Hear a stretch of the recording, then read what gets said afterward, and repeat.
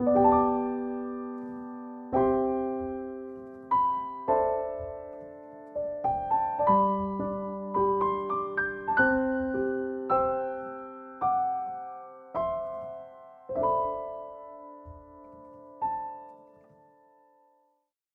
우리 주제 말씀 다 암송하셨죠? 갈라디아서 5장 22절과 23절 말씀인데요. 네, 우리 함께 암송해 보도록 하겠습니다. 오직 성령의 열매는 사랑과 희락과 화평과 오래 참음과 온유와 절제니 이 같은 것을 금지할 법이 없느니라. 아멘. 그리고 오늘 우리가 주제로 함께 나눌 말씀 고린도전서 4장 1절에서 2절 말씀입니다. 제가 읽어드릴게요. 여러분들 말씀을 잘 읽으시면서 마음속에 한번 새겨보시면 좋겠습니다.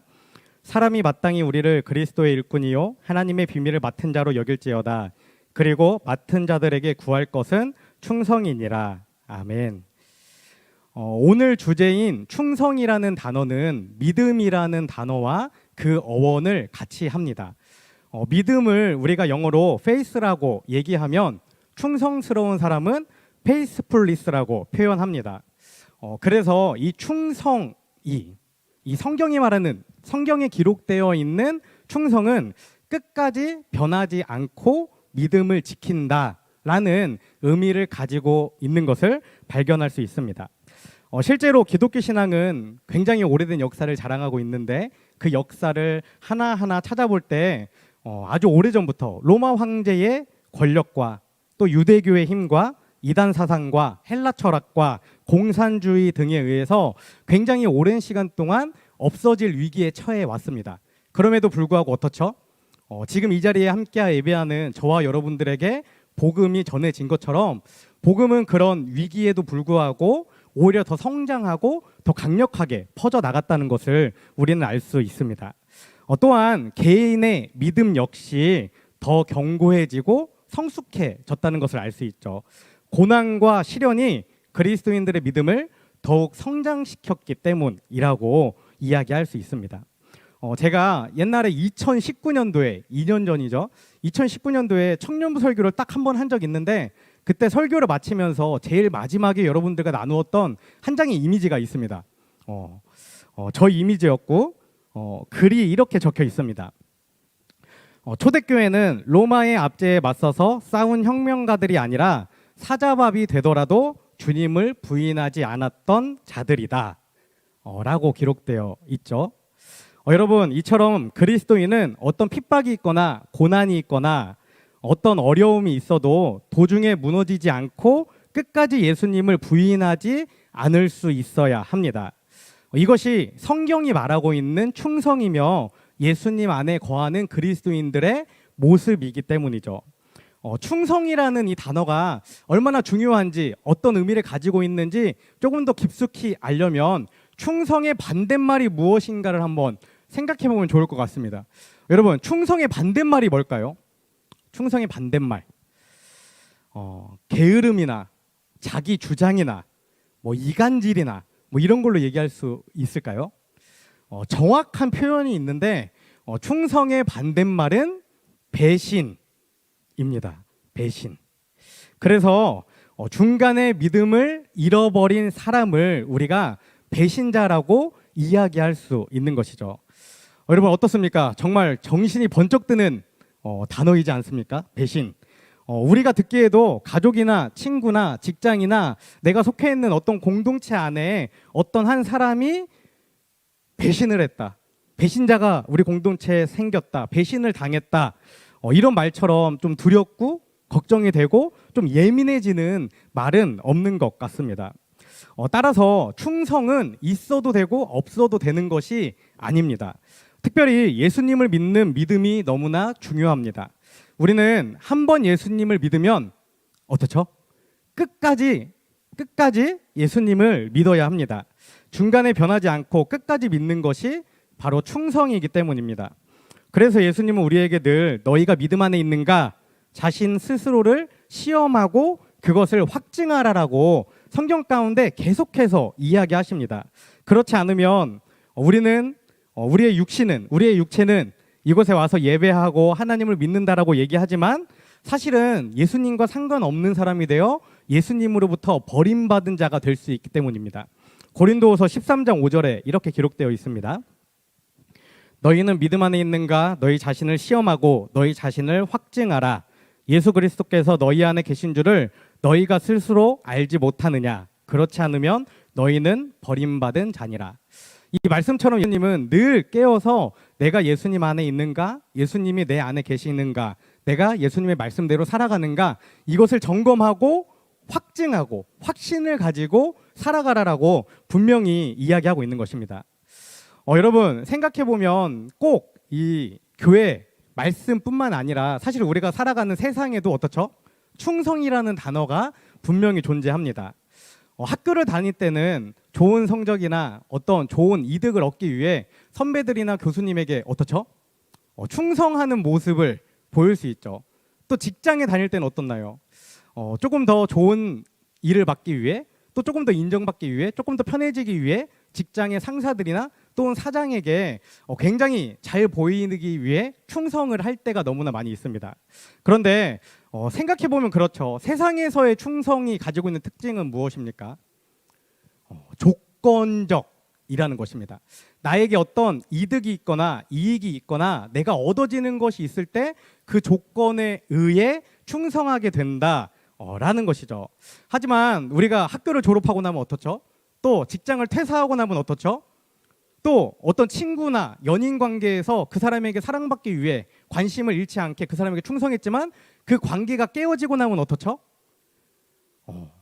더 이상은 그곳에 그 사람에게 충성할 이유가 하나도 없어지죠. 다시는 그 사람과 마주할 일도 없고 그곳을 내가 다시 들어갈 일도 없다라고 우리는 확신하기 때문이죠. 여러분 세상의 충성은 때가 되면 완전히 그 관계가 끊어지는 것이 특징입니다. 이것이 세상이 가지고 있는 충성의 의미이죠. 그러나 이에 반해 성령의 열매인 충성은 어떻습니까? 자신의 이익이나 어떤 환경이나 상황에 따라 변하는 것이 아닙니다. 고난과 위기를 만나고 어려움을 당할수록 오히려 더 강해지는 것, 오히려 더 견고해지는 것, 그것이 바로 성령의 열매인 충성이라는 것이죠. 어떤 사람이 진짜 충성스러운 사람인가는 모든 것이 좋고 편안하고 즐거울 때는 사실 알 수 없습니다. 어려움을 당하고 시험과 유혹을 당할 때 비로소 이 사람의 믿음이 끝까지 갈 수 있는 믿음인가? 이 사람이 정말 예수님을 배신하지 않고 믿음을 버리지 않고 또 신앙 공동체를 떠나지 않고 이것을 꽉 붙잡고 마지막까지 갈 사람인가를 알 수 있다라는 것입니다. 그러니까 이 성령의 열매인 충성은 어려운 고비를 통과하면서 드러나는 열매라고 우리가 이야기할 수 있습니다. 혹시 여러분들 가운데에 지금 정말 어려운 고비를 통과하는 분들이 계실 수 있습니다. 그렇다면 조금 편안하게 지금 이 시기가 내가 정말 나의 믿음을 하나님께 드러내고 확증할 수 있는 그 위기의 순간이지만 또 확증의 시간이라는 것을 기억하시면서 그 고난과 위기를 잘 이겨내시면 너무나 좋을 것 같습니다. 계속 말씀을 이어나가면 디모데후서에 보면 사도 바울이 디모데에게 편지할 때 사명은 반드시 충성스러운 사람에게 맡겨야 한다라고 이야기한 것을 볼 수 있습니다. 디모데후서 2장 2절에 이렇게 기록되어 있습니다. 또 내가 많은 증인 앞에서 내게 들은 바를 충성된 사람들에게 부탁하라. 그들이 또 다른 사람들을 가르칠 수 있으리라. 아멘. 여러분 그동안 지금까지는 우리가 직장이든지 교회이든지 어떤 공동체이든지 누군가에게 어떤 일을 맡길 때 충성스러운 사람인가 아닌가를 구별해서 그 사람에게 일을 맡기기보다는 사실 누구에게 맡기죠? 능력 있는 사람, 그 일을 충분히 감당할 수 있는 재능을 가지고 있는 사람들에게 일을 많이 맡겨왔습니다. 지금도 사실 많은 기관들이 또 많은 교회들이 그렇게 생활하고 살아가고 있죠. 그러나 오늘 성경을 통해 보고 볼 수 있는 이 성경의 기준은 일을 맡길 때 어떤 사명을 맡길 때 그가 충성스러운 사람인지 곧 변함없는 믿음의 사람인지를 보아야 하고 확인한 다음에 그 사람에게 사명을 맡겨야 한다라고 분명히 말하고 있는 것입니다.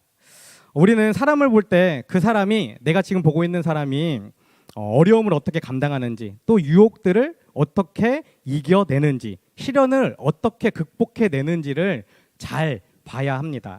그렇지 않으면 사람을 선택하는데 또 사람들과 교제하는데 실패하고 어려움을 겪게 됐기 때문입니다. 한 가지 이야기를 들려드리겠습니다. 한국교회, 특히 이 감리교회, 우리가 속해 있는 감리교회의 선배 목사님들 중에 신석구 목사님, 여러분도 한 번씩은 들어보셨을 것 같아요. 신석구 목사님이라는 너무나 귀한 분이 있습니다. 신석구 목사님은 3.1운동 민족 대표였을 뿐만 아니라 신사참배를 거부한다는 이유로 수시로 감옥살이를 반복하면서 감옥 안에서 해방을 맞이한 인물입니다. 해방 이후에는 공산당 정권에 맞서 투쟁하다가 평양인민교화소라는 곳에서 1950년 10월에 죽음을 맞이해서 순교하신 분으로 우리가 기억하고 있습니다.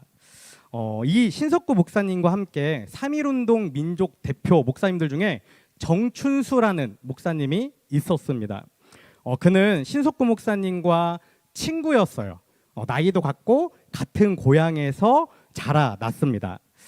먼저 전도사님이 된 우리 그 정춘수 목사님이 고향에 같이 살고 있는 신석구 목사님에게 복음을 전하고 그가 목회의 길을 갈 수 있도록 안내하는 역할을 젊었을 때 했었고 그들이 같이 성장해서 3.1 민족운동의 대표 선수로 대표 주자로 나가서 복음을 전했다라는 것입니다. 정춘수 목사님은 당시 목회자 중에 언제나 선두에 있었다고 해요. 어떤 일이든지 어떤 어려움이든지 늘 앞장서서 그 일을 감당했던 사람이었다는 것입니다. 그런데 어느 날 이 정춘수 목사님이 일본 순사들한테 잡혀서 감옥에 들어가고 고초를 당하게 되었습니다. 그가 풀려났을 때 이 정춘수 목사님의 삶이 어떻게 되었을까요? 노골적으로 친일의 노선을 걷게 되고 일제 말기에는 가장 대표적인 친일파 종교인으로 변질되어 버리고 말았습니다. 그리고 1943년에는 혁신교단이라는 것이 있었는데 친일교단을 조직해서 일본의 이 종교 정책에 순응하고 그들에게 모든 것을 갖다 바치는 그런 일을 대표하는 길을 걷게 되었다라는 것이죠.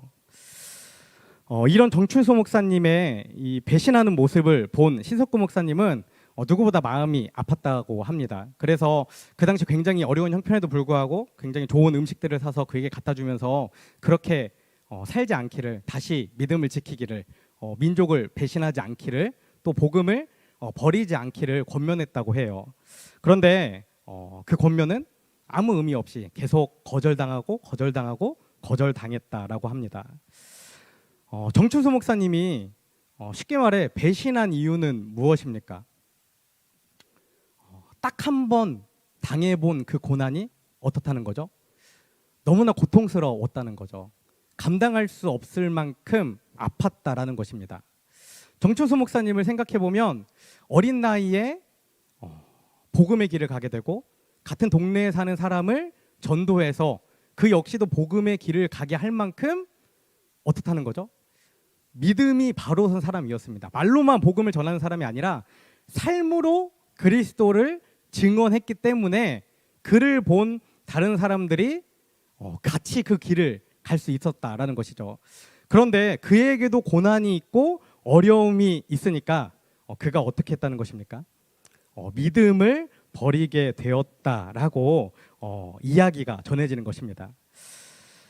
정춘수 목사님도 처음에는 누구보다 열정적으로 복음을 전하고 많은 사람을 예수님께로 돌아오게 했던 정말 충성된 사람이었다라고 우리가 기억할 수 있지만 고난을 겪고 난 후에는 완전히 달라지게 되었습니다.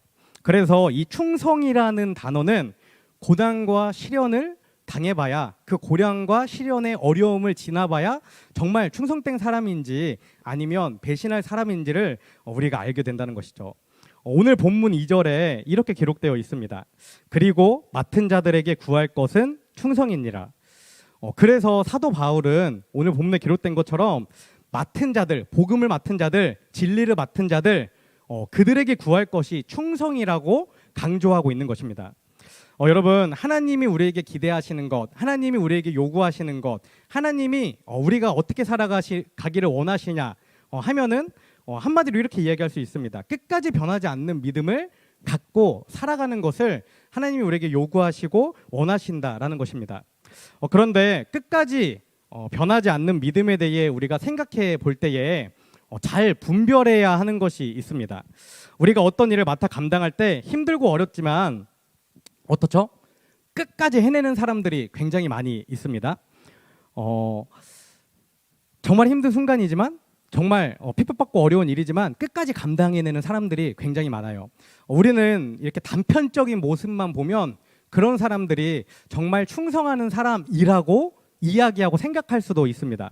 그런데 우리가 분별해야 하는 것은 무엇이냐면 그 사람이 그렇게 끝까지 버티고 있는 가운데에 그 사람의 외적인 모습뿐만 아니라 그 사람의 마음과 생각과 정신도 변하지 않고 처음에 결단한 그것을 여전히 붙잡고 있는가 하는 것을 꼭 봐야 한다라는 것입니다. 우리 주변에 보면 책임감 때문에 타고난 기질 때문에 성향 때문에 자기가 맡은 일을 끝까지 해내는 사람들이 많다라고 말씀드렸습니다. 그런데 그런 사람들의 모습을 잘 보고 오랜 시간 교제하다 보면 이런 특징을 가진 사람들이 많아요. 어떤 거냐면 내가 끝까지 버티기는 버티지만 내가 끝까지 이 자리를 고수하긴 고수하지만 내가 속한 그 공동체를 비난하면서 욕하면서 인정하지 못하면서 받아들이지 못하면서 내 마음은 주지 않으면서 내가 그 비전과 뜻에 함께하지는 않으면서 그냥 자리만 지키는 사람이 있다라는 것입니다. 겉으로 봤을 때는 자리를 지키고 있으니까 충성된 것처럼 당연히 보입니다. 사람들이 봤을 때 오해할 만한 충분한 소지가 있어요. 그런데 뒤에서 오히려 더 큰 문제를 일으키고 있는 것입니다.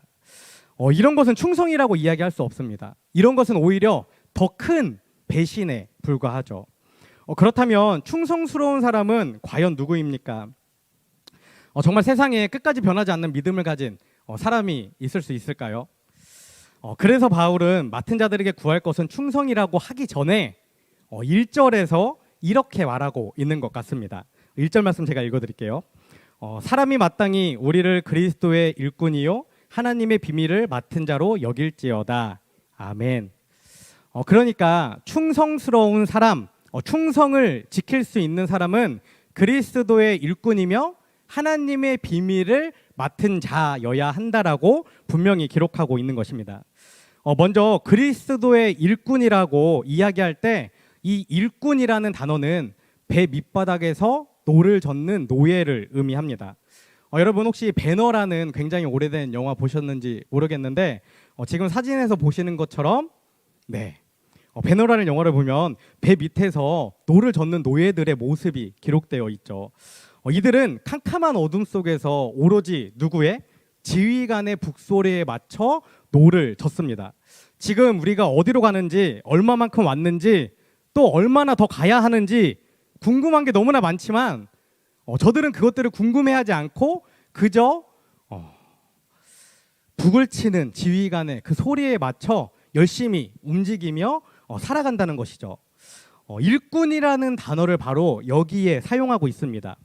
그래서 그리스도의 일꾼이라는 말은 정리해 보면 내 생각이나 내 감정이나 내 기준을 버리고 철저히 예수님의 말씀대로 행하는 사람이 되어야 한다라는 것을 의미하고 있는 것입니다. 뿐만 아니라 내가 그렇게 살아가고 있음을, 내가 그리스도의 일꾼임을 가족과 친구들과 직장 동료들과 함께 신앙생활하는 우리 신앙 공동체의 다른 성도들로부터 그리스도의 일꾼임을 인정받아야 한다라고 1절에서 분명히 이야기하고 있는 것이죠. 로마서 15장 18절 19절에 이런 말씀이 기록되어 있습니다. 그리스도께서 이방인들을 순종하게 하기 위하여 나를 통하여 역사하신 것 외에는 내가 감히 말하지 아니하노라. 그 일은 말과 행위로 표적과 기사의 능력으로 성령의 능력으로 이루어졌으며 그리하여 내가 예루살렘으로부터 두루 행하여 일룰리고까지 그리스도의 복음을 편만하게 전하였노라. 아멘. 바울의 이야기인데 바울은 그가 복음을 전하고 교회를 세우고 성도들을 훈련했던 것들, 그 모든 일들을 그리스도께서 나를 통하여 역사하신 것이라고 분명하게 기록하고 선포하고 이야기하고 있습니다. 그래서 누구든지 그 당시에 바울을 보면 바울은 정말 그리스도의 일꾼이다라고 이야기했다라고 합니다. 사역은 바울이 했지만 그것은 실제로 예수 그리스도로 인하여 되어진 일들이라는 것을 주변의 사람들이 모두 다 보고 알게 되었기 때문에 이렇게 이야기할 수 있는 것이죠. 바울은 예수님과 하나 된 사람이었습니다. 포도나무와 가지처럼 예수님과 한 몸이 된 사람, 나는 죽고 예수님의 뜻으로 살아가는 사람, 그런 사람이 바로 충성스러운 사람, 끝까지 변하지 않는 사람이 될 수 있습니다. 예수님은 변하지 않으시니까 예수님 안에 거하는 그리스도의 일꾼도 변하지 않는다라는 사실을 우리는 이해할 수 있는 것이죠. 여러분, 도대체 우리가 어떻게 사람을 믿을 수 있나요? 사람을 어떻게 믿을 수 있죠, 여러분? 사람은 너무나 불완전한 존재인데, 너무나 이기적인 존재인데, 우리가 사람을 믿을 수 있는 이유는 딱 한 가지입니다. 여러분 잘 기억하시면 좋겠습니다. 우리는 그 사람을 믿는 것이 아니라 그 사람 안에 역사하시는, 그 사람과 함께 하시는 예수님을 믿는다는 것이죠. 예수님을 믿기 때문에 그 사람과 함께 교제하고 그 사람에게 선을 베풀고 그 사람과 함께 동행하며 살아갈 수 있다는 것입니다. 가정과 학교와 직장과 교회가 다 마찬가지입니다. 그 사람이 누구이든지 그 사람이 예수님과 연합한 자라면 믿을 수 있습니다. 그래서 우리가 예수님 안에 거하는 것이 너무나 중요합니다. 이것이 바로 그 사람이 어떤 일을 만나도 믿음을 버리지 않으리라는 분명한 증거를 나타내기 때문입니다. 마태복음 16장 24절에 이렇게 기록되어 있습니다. 이에 예수께서 제자들에게 이르시되 누구든지 나를 따라오려거든 자기를 부인하고 자기 십자가를 지고 나를 따를 것이니라. 아멘. 자기의 십자가를 지고 따르는 자가 끝까지 주님을 따르는 자입니다. 그런데 이것을 거꾸로 한번 이야기해도 너무나 이해가 됩니다. 무슨 말이냐면 자기의 십자가를 끝까지 지려면 예수님만 따르면 된다라는 것입니다. 자기의 십자가를 끝까지 지려면 예수님만 따르면 이 문제를, 이 위기를, 이 고난을, 이 어려움을 돌파할 수 있다라고 이야기하는 것이죠. 여러분, 충성스러움의 핵심은 그 사람의 성품도 아니고 그 사람의 의지도 아닙니다. 오직 예수님과의 관계에 충성이 담겨져 있는 것입니다. 결국 예수님과의 관계가 그 사람이 믿을 수 있는 사람인지 아닌지를 우리에게 말해준다는 것을 알 수 있죠. 요한계시록 2장 10절에 이렇게 기록되어 있습니다. 너는 장차 받을 고난을 두려워하지 말라. 볼지어다 마귀가 장차 너희 가운데에서 몇 사람을 오게 던져 시험을 받게 하리니 너희가 10일 동안 환난을 받으리라. 내가 죽도록 충성하라. 그리하면 내가 생명의 관을 내게 주리라. 여기서 죽도록 충성하라 라는 것은 죽도록 죽을 힘을 다해 끝까지 포기하지 않고 예수님 안에 거하라는 것을 의미합니다. 어떤 상황 가운데에서든지 예수님을 꽉 붙잡고 살아가는 것입니다. 다른 것에 눈을 돌리지 않고 예수님만 바라보는 것입니다.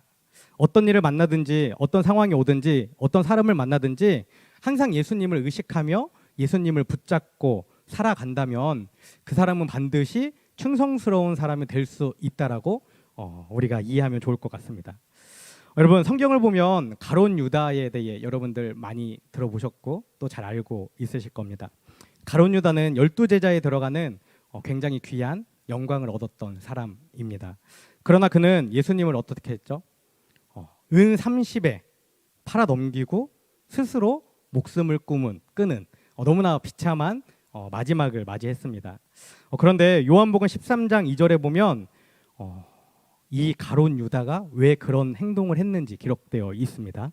제가 읽어드리겠습니다. 마귀가 벌써 시몬의 아들 가룟 유다의 마음에 예수를 팔려는 생각을 넣었더라. 마귀가 가룟 유다의 마음에 예수를 팔려는 생각을 넣었다라고 분명히 기록하고 있습니다. 여러분 만약에 여러분이 이 유다의 상황이었다면 여러분 어떻게 했을 것 같나요? 마귀가 나에게 예수님을 팔으라는 생각을 줬을 때 여러분들은 어떻게 했을 것 같나요? 적어도 예수님의 제자라면 예수님과 함께 예수님의 능력을 보고 예수님이 정말 살아계신 하나님을 믿었던 사람이라면 어떻게 나의 선생님을 그깟 돈에 팔아? 그럴 수는 없지라고 단호하게 그 잘못된 생각을 떨쳐냈어야 마땅합니다. 그런데 가룟 유다는 어떻게 했죠? 이 말도 안 되는 생각을 품었고 그것을 실제로 삶 가운데에 행했습니다. 마귀에게, 악한 영에게 자기의 마음과 자기의 삶을 줘버린 것이죠. 우리가 아직도 예수님 안에 거하고 있지 않다면, 우리가 지금 이 시간 예수님 안에 거하기 위해 치열하게 살아가고 있지 않다면 그것은 너무나 두려운 일입니다. 그것은 너무나 걱정이 되는 일입니다. 왜냐하면 예수님 안에 거하지 않는 사람, 예수님과 동행하지 않는 사람, 정말 예수님의 뜻을 살아내기 위해 치열하게 살아가지 않는 사람에게는 늘 가룟 유다와 같은 이런 유혹이 찾아오기 때문이죠. 여러분, 솔직히 생각해 보면 저도 그렇지만 여러분들도 다른 사람들이 알면 정말 놀라 기겁할 만한 죄들을, 잘못들을, 실수들을 얼마나 많이 하며 살아갑니까? 나만 알기 때문에 드러나지 않지만 사실 너무나 부끄러운 일들을 너무 많이 행하고 생각하고 살아가는 게 저와 여러분들의 모습입니다.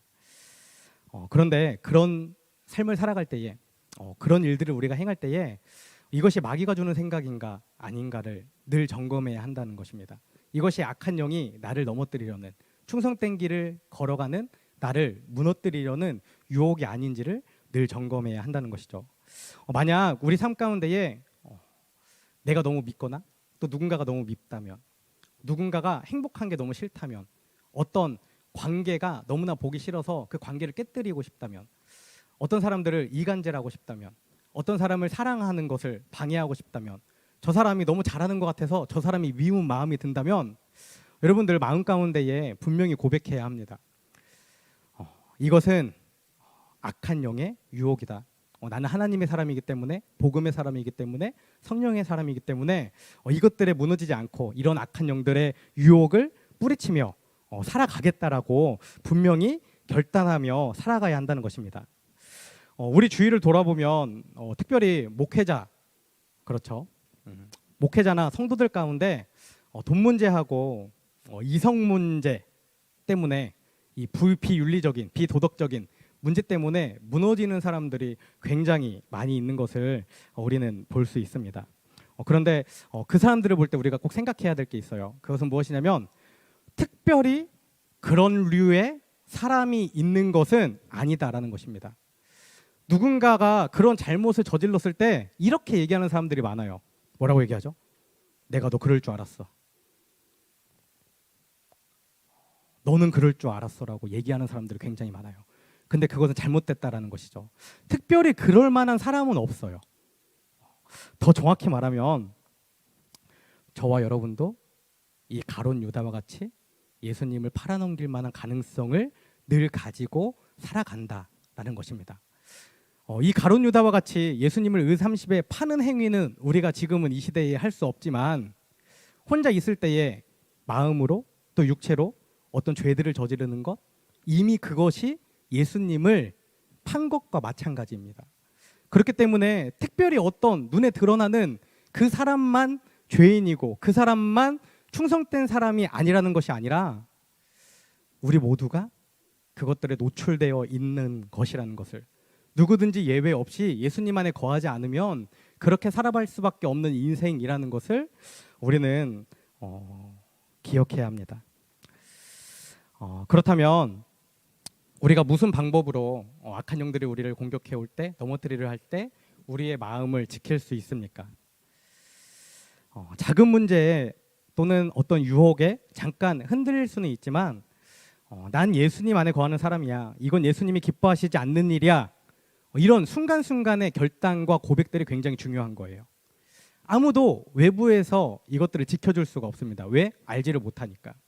이건 내 개인적인 싸움이기 때문입니다.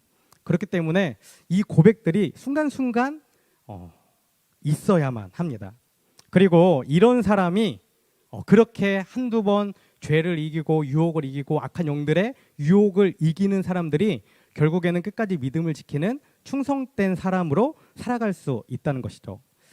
충성의 열매는 우리가 노력해서 맺는 것이 아니라 정말 예수님 안에 거하니까, 예수님의 말씀을 붙잡으니까 예수님께서 우리를 충성스러운 사람으로 매일매일 변화시켜 주시고 성장시켜 주신다는 사실을 반드시 기억해야 합니다. 또한 충성스러운 사람은 하나님의 비밀을 맡은 자로 인정받아야 한다라고 분명히 기록하고 있습니다. 본문 1절 말씀 제가 다시 한번 읽어드리겠습니다.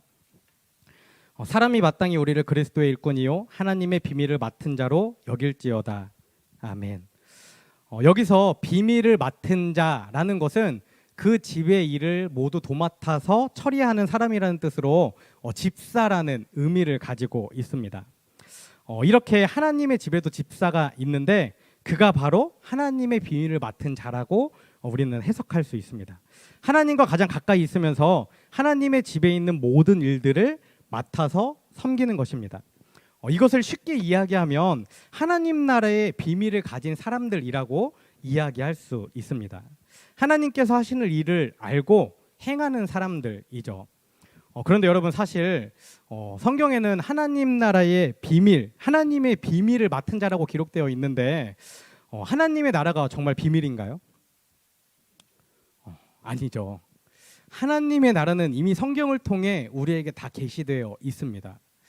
그를 아는 사람이라면 이미 하나님의 나라가 어떤 곳인지 요한계시록 21장 1, 2, 3, 4, 5, 6, 7, 8절을 통해 정말 그것뿐만 아니라 복음서를 통해서도 하나님의 나라가 어떤 곳인지를 우리는 이미 다 알고 있고 또 알 수 있어요. 그러나 그렇게 기록되어 있는 하나님의 나라를 어떻죠? 많은 사람들이 기대하지 않습니다. 꿈꾸지 않습니다. 바라보지 않습니다. 하나님의 나라의 일을 이야기하지 않아요.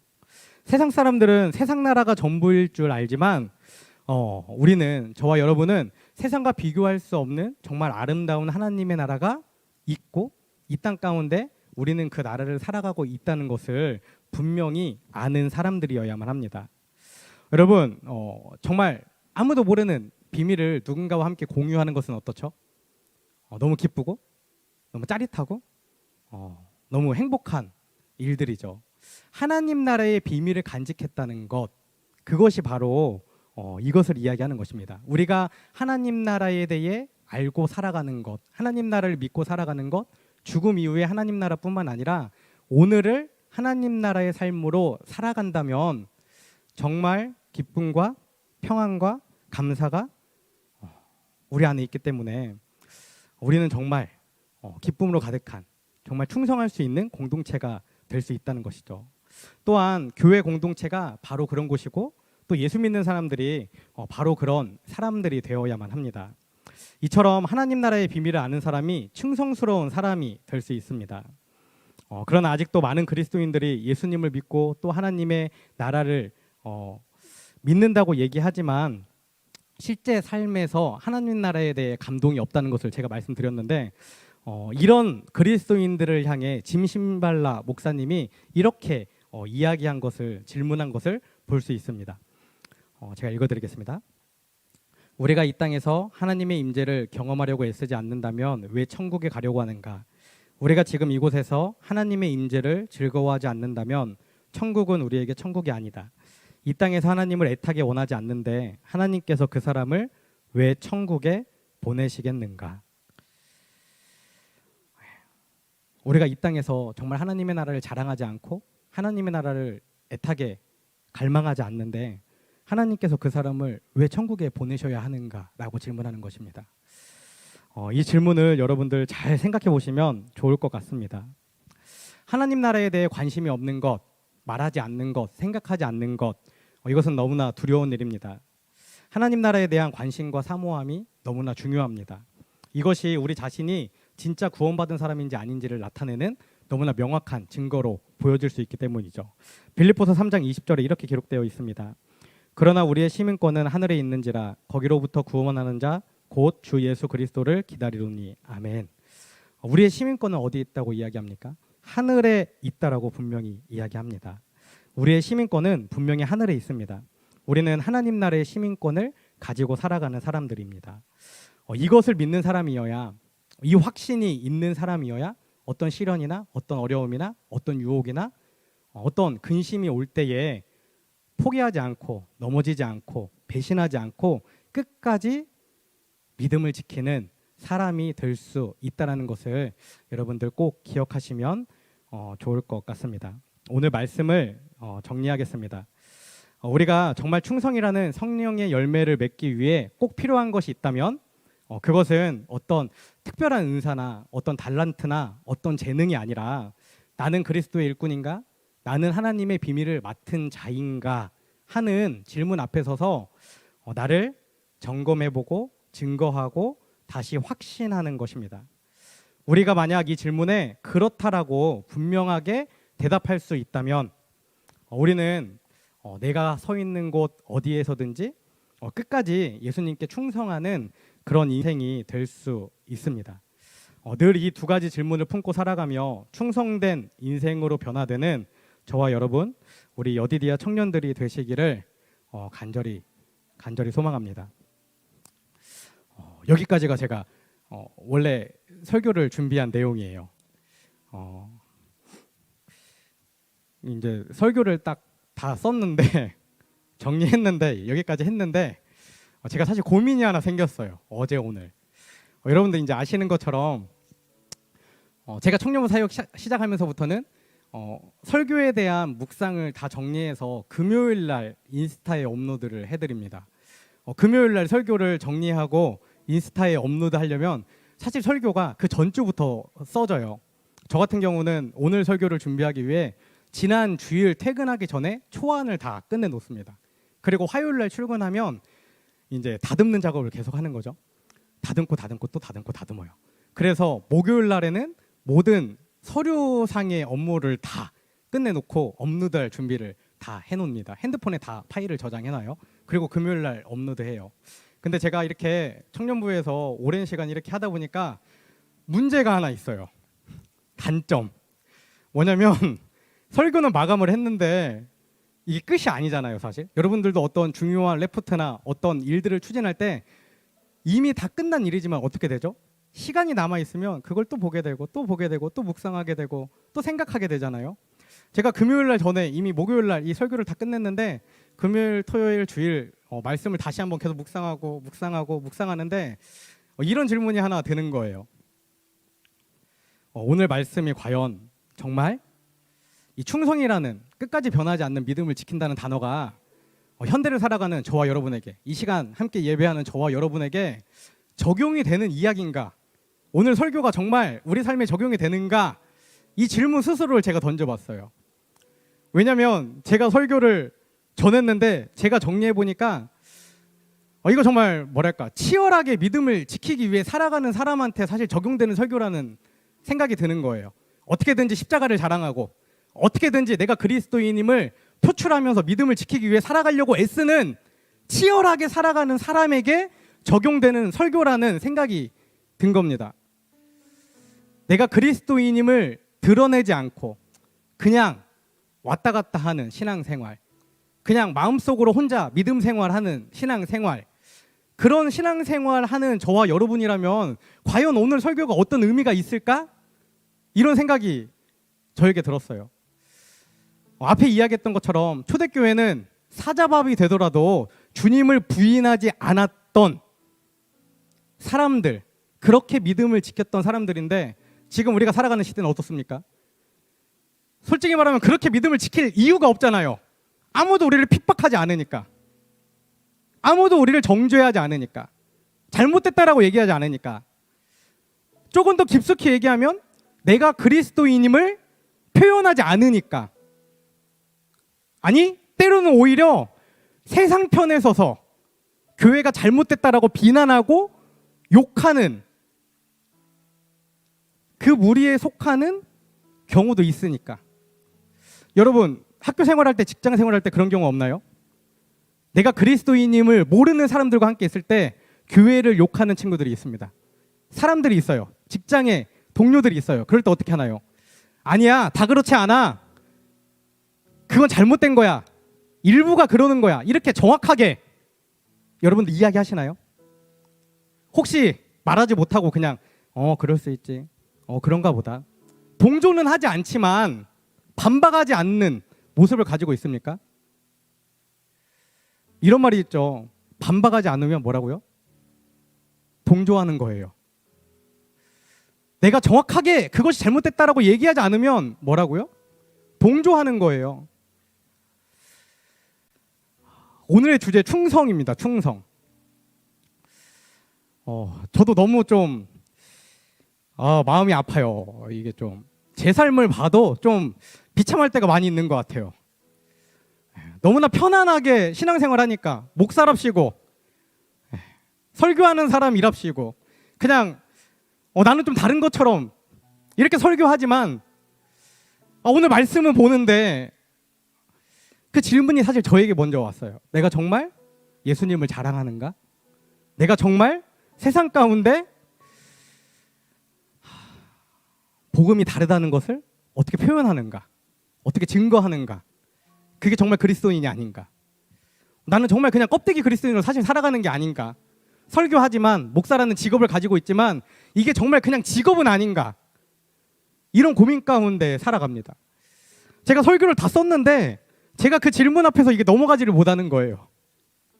넘어가지지가 않아요. 어떻게 해야 되는가? 근데 여러분들한테 설교하는 오늘 이 시간 여러분들에게도 똑같은 거예요. 제가 앞에서 설교를 끝냈으면 그냥 이해하고 끝냈겠지만 그냥 그런 말씀이다 라고 생각하고 끝냈겠지만 우리 삶 가운데 적용되지 않은 설교의 가능성이 높다라는 생각이 들었습니다.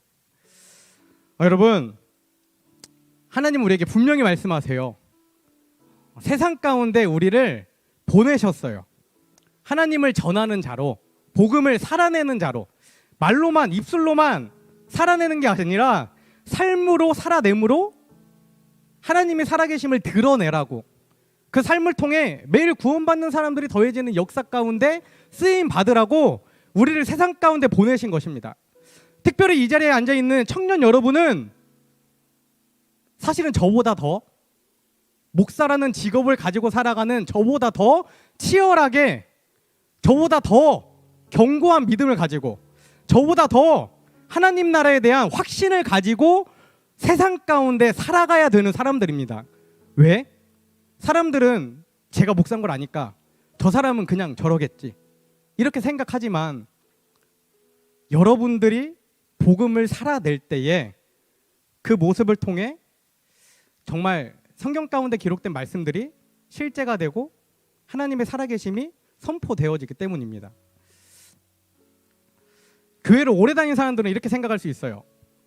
목사님이 잘하면 되지, 전도사님이 설교 잘하면 되지, 전도사님이 그렇게 살아가면 되지, 목사님이 그렇게 살아가면 되지, 교회가 그렇게 살아가면 되지, 나는 그냥 예배 드리고 헌금하고 헌신할 수 있는 만큼 헌신하면 되지 라고 생각하는데, 하나님이 우리를 그리스도인으로 부르신 그 이유와 사역에 대한 일의 방향성은 그것과 완전히 반대예요.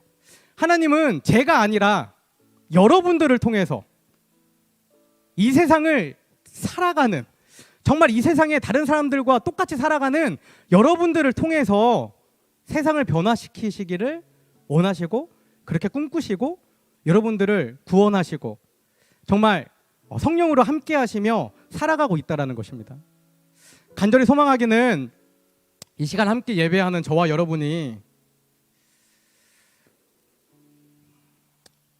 정말 세상 가운데 하나님을 드러내는 인생 되기 원합니다.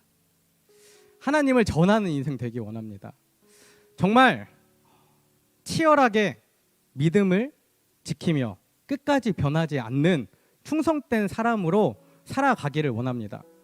대충대충 살아가는 것이 아니라 이래도 흥 저래도 흥, 오늘은 그냥 이 유혹에 한번 넘어가주고 오늘은 이 죄를 한번 지어주고 그리고 그냥 대충 살아가는 인생이 아니라 정말 정확하게, 정말 진실되게, 정말 거룩하게 하나님이 우리를 창조하신 목적 그대로 살아가려고 노력하는 사람이 되었으면 좋겠습니다. 복음을 왜곡하지 않고 정말 하나님이 우리를 창조하신 그 목적을 늘 새기시고 늘 나는 하나님의 사람임을, 나는 이 땅 가운데 선포되어진 하나님의 자녀임을 고백하시고 선포하시고 다짐하시고 결단하시면서 정말 충성된 그리스도인으로 하나님의 기쁨이 되는 저와 여러분이 되시기를 간절히 소망합니다. 이 시간 세 가지 기도 제목으로 함께 기도하기 원합니다. 첫 번째, 끝까지 변하지 않는 믿음을 가진 충성된 사람으로 변화되는 여디디아 청년들이 되게 하소서. 두 번째, 내 생각, 내 감정, 내 기준을 버리고 철저히 예수님의 말씀대로 행함으로 그리스도의 일꾼이라 사람들로부터 인정받는 여디디아 청년들이 되게 하소서. 세 번째, 하나님의 비밀을 맡은 그리스도인이 되어 어떤 시련이나 유혹에도 흔들리지 않는 여디디아 청년들이 되게 하소서. 그리고 마지막 네 번째, 제가 마지막에 이야기했던 것처럼 정말 이 세상 가운데 하나님의 나를 보내셨음을, 다른 사람이 아니라 하나님이 나를 통해 역사하심을, 나를 통해 구원하심을, 나를 통해 이 세상이 변화되기를 원하신다는 그 사실을 알며 그 뜻대로 살아가는 그리스도인이 되게 하소서. 이 기도 제목 가지고 우리 주여 한번 외치신 후에 함께 기도하겠습니다. 주여, 할렐루야. 살아계신 하나님 감사합니다. 주님, 오늘 저희들 함께 모여 하나님을 예배하고 또 말씀 가운데 나아갔습니다. 주님, 오늘은 특별히 충성이라는 성령의 열매에 대해 함께 말씀을 나누었습니다. 여러분, 하나님, 우리가 끝까지 변하지 않는 믿음을 가진 충성된 사람으로 변화되기 원합니다. 끝까지 변하지 않는 믿음을 가진 충성된 사람으로 살아갈 수 있도록 아버지 함께하여 주시옵소서. 또한 내 생각이나 내 감정이나 내 기준을 버리고 철저하게 예수님의 말씀대로 행함으로 그리스도의 일꾼이라 사람들로부터 인정받는 귀한 인생들이 될 수 있도록 아버지 함께하여 주시옵소서. 또한 하나님의 나라를 바라보기 원합니다. 하나님의 나라를 기대하기 원합니다. 꿈꾸기 원합니다. 우리의 삶 가운데에 하나님의 나라가 심겨졌음을 믿음으로 고백하며 나아가기 원합니다. 주님, 하나님의 비밀을 맡은 자로 정말 세상 가운데에 우리가 그리스도인임을, 하나님의 백성임을, 자녀임을 인정받는 귀한 인생들이 될 수 있도록 아버지 함께하여 주시옵소서. 지금 내 삶 가운데 있는 고난이나 시련이나 어려움들이 있을 텐데 그것을 원망하거나 비난하는 것이 아니라 이 과정들을 통해 더욱더 예수님과 친밀하고 예수님의 뜻을 구하며 나아갈 수 있는 좋은 선물의 시간임을 기억하며 잘 이겨낼 수 있도록 아버지 함께하여 주시옵소서. 또한 우리 한 사람 한 사람이 세상 가운데에 하나님의 사람으로 선포되어진, 파송되어진 인생임을 기억하며 나아가기 원합니다. 다른 사람의 인생을 통하여 하나님이 영광 받는 것이 아니라 나의 삶을 통하여, 나의 입술을 통하여 정말 이 땅 가운데 아름다운 하나님의 나라가 새겨지는 것임을 기억하게 하시고 그렇게 살아가는 우리 여디디아 청년들이 될 수 있도록 아버지 함께하여 주시옵소서. 살아가는 하나님 감사합니다. 주님, 오늘 저희들 함께 모여 하나님을 예배하게 하시고 하나님의 귀한 말씀을 나누게 하심에 감사를 드립니다. 하나님, 간절히 소망하기는 이 시간 함께 예배하는 하나님의 사랑을 입은 자 우리 여디디아 청년들이 끝까지 변하지 않는 믿음을 가진 충성된 일꾼들로 변화될 수 있도록 아버지 함께하여 주시옵소서. 내 생각과 내 감정과 내 기준을 버리고 철저히 예수님의 말씀대로 행함으로 그리스도의 일꾼이라 인정받는 귀한 인생들이 되게 하시고 하나님의 비밀을 맡은 그리스도인이 되어 어떤 시련이나 어떤 유혹에도 흔들리지 않고 늘 하나님을 바라보며 견고히 세워져가는 인생들이 될 수 있도록 아버지 함께하여 주시옵소서.